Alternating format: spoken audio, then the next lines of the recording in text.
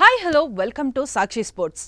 భారత మహిళా క్రికెట్ జట్టు వైస్ కెప్టెన్ స్మృతి మందన పలాష్ ముచ్చల్ వివాహం రద్దయిన వార్త అందరి దృష్టిని ఆకర్షించింది.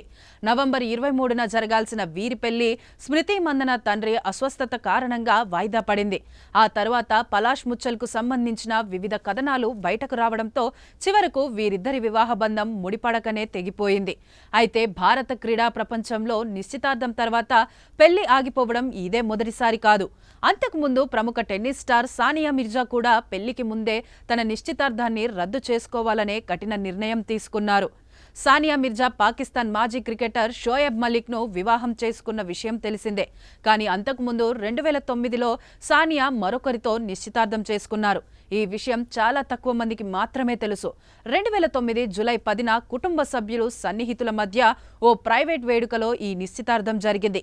కేవలం 6 నెలల్లోనే వీరిద్దరి బంధం ముగిసింది. తాము ఒకరికొకరం సరిపోమని గ్రహించిన సానియా మిర్జా, ఆమె కాబోయే భర్త పరస్పర అంగీకారంతో ఈ నిశ్చితార్థాన్ని రద్దు చేసుకున్నారు. సానియా మిర్జా నిశ్చితార్థం రద్దు చేసుకున్న వ్యక్తి పేరు సోహ్రబ్ మిర్జా. ఇతను హైదరాబాద్లోని ప్రసిద్ధ బేకరీ చైన్ అయిన యూనివర్సల్ బేకర్స్ యజమాని ఆదిల్ మిర్జా కుమారుడు. సానియా, సోహ్రబ్లు ఒకరికొకరు కొత్తేమీ కాదు. ఇద్దరు చిన్నప్పటి నుంచే మంచి పరిచయం. ఇద్దరు హైదరాబాద్లోని సెయింట్ మేరీస్ కాలేజ్లో చదువుకున్నారు. సోహ్రబ్ సానియా కంటే కేవలం 1 సంవత్సరం మాత్రమే పెద్దవాడు. సోహ్రబ్ మిర్జా అప్పట్లో ఈ విషయంపై స్పందిస్తూ ఎంగేజ్మెంట్ జరిగినప్పటి నుంచే తమ ఇద్దరి మధ్య అభిప్రాయ భేదాలు ఉన్నాయని తెలిపారు.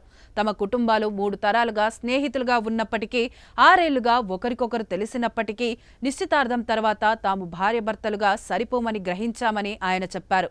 ఈ రిలేషన్ ముందుకు సాగదని సోహ్రబ్కు అర్థమైపోవడంతో హఠాత్తుగా కాకుండా ఆలోచించి ఈ నిర్ణయాన్ని తీసుకున్నారు. ఆ తర్వాత సానియా మిర్జా షోయబ్ మలిక్ను కలుసుకుని డేటింగ్ చేసి 2010లో వివాహం చేసుకున్నారు. 14 సంవత్సరాల పాటు కలిసి ఉన్న తర్వాత ఈ జంట విడాకులు తీసుకున్నారు. వీరికి ఇజాన్ అనే కుమారుడున్నాడు. ఇతను ప్రస్తుతం సానియాతో దుబాయ్లో ఉంటున్నాడు. మరోవైపు షోయబ్ మాలిక్ నటి సనా జావేద్ను వివాహం చేసుకున్నారు. సాక్షి టీవీ ప్రసారాలను నిలిపివేయటం చట్టరీత్యా నేరం. సాక్షి టీవీ ప్రసారాల కోసం మీ స్థానిక కేబుల్ ఆపరేటర్ను వెంటనే సంప్రదించండి. DTHలో ఇంటర్నెట్లో కూడా సాక్షి టీవీ ప్రసారాలను వీక్షించవచ్చు.